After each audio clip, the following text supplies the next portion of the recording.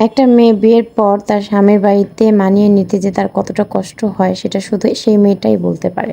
তবে কিছুদিন পার হওয়ার পর স্বামীর বাড়ি হয় মেয়েদের একমাত্র শান্তির জায়গা। কিন্তু এর মাঝে হঠাৎ করেই কিছু কিছু আমরা সময় থাকে যেখানে অস্থির হয়ে পড়ি আম্মুর বাসায় যাওয়ার জন্য। আসসালামু আলাইকুম, সবাই কেমন আছেন? আলহামদুলিল্লাহ আমি খুব ভালো আছি। আমি Jhumur Kia from my page blog by Jhumur কিয়া।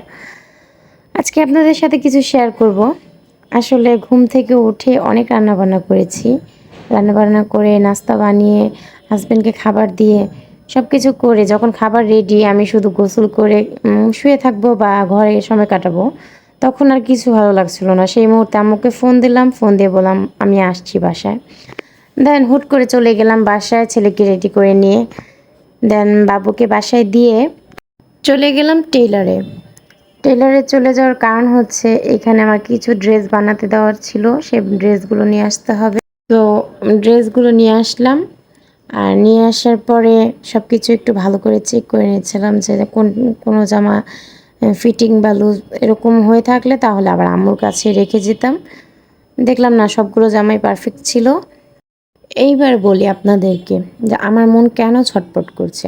আসলে কিছুদিন পর পরই আমার যেন কেমন লাগে, মানে বাসায় তো থাকি আমি, আম্মুর বাসায় সচরাচর একেবারেই যে রাতেও থাকি না বা সারাদিনের জন্য তেমন একটা যাই না। আম্মুরে আগে খুব বেশি যেতাম, এখন খুব কম যাই অল্পতে। কিন্তু কিছুদিন পর পর হঠাৎ করে মনে হয় না আমি বাসায় যাব, আমার ভালো লাগছে না। ঠিক সেই মুহূর্তে যত যাই হয়ে যাক, পৃথিবী উল্টে গেলেও আমার বাসায় যেতে হয়, আমি বাসায় চলে যাই। রান্না বান্না করে খাবার টাবার সব ফ্রিজে রেখে আবার চলে গিয়েছিলাম আম্মুর বাসায়।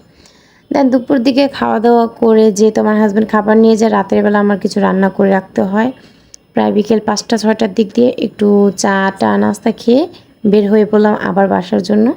বাসায় এসে এইখানে কিছু চিংড়ি মাছ ছিল, সেগুলো ভালো করে ধুয়ে পরিষ্কার করে কেটে পরিষ্কার করে নিলাম।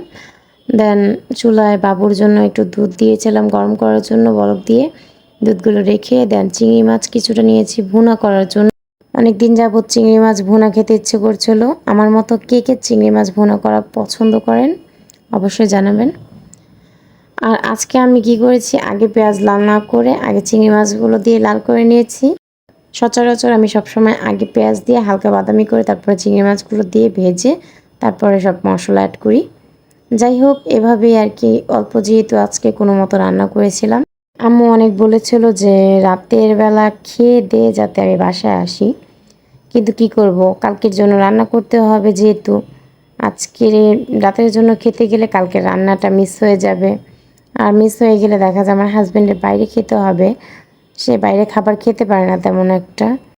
তারপরে সন্ধ্যের সময় 7টা 7:30টার মধ্যে আপনাদের ভাইয়া চলে আসে, আর আসার সময় পিৎজা নিয়ে এসেছিলো। পিৎজার জন্য আমার ছেলে অস্থির হয়ে থাকে প্রতিদিনই, তো যখনই সে পারে তার ছেলের জন্য একটা পিৎজা নিয়ে আসে। তো পিৎজা নিয়ে আসার পর পিৎজাটা খাওয়া দাওয়ার পরে আমার একটু পেঁয়াজও খেতে ইচ্ছে করছিল, তো একটু পেঁয়াজও করে নিলাম, বেশি করে ধনেপাতা আর কাঁচামরিচ পেঁয়াজ দিয়ে। শীতের দিনে পেঁয়াজও খেতে খুবই ভালো লাগে। তো এই তো পেঁয়াজগুলো নিয়ে বসে পড়লাম, একটু অবশিষ্ট ছিল সেগুলো চুলায় রেখে গেলাম। এভাবেই আর কি দিনটা সুন্দর কেটেছে। আমার মতো কে কে এরকম আম্মুর বাসায় যাওয়ার জন্য অস্থির হয়ে পড়েন কিছুদিন পর পর অবশ্যই জানাবেন। কি করব, তবে হ্যাঁ রাতের বেলা আর থাকি না, রাতের বেলা আবার বাসায় চলে আসি ব্যাক করে, কারণ আপনাদের ভাইয়াকে রেখে আমি কোথাও একা থাকি না। পেঁয়াজু খেতে খেতে আপনাদের কাছ থেকে বিদায় নিলাম। সবাই ভালো থাকবেন, আল্লাহ হাফেজ।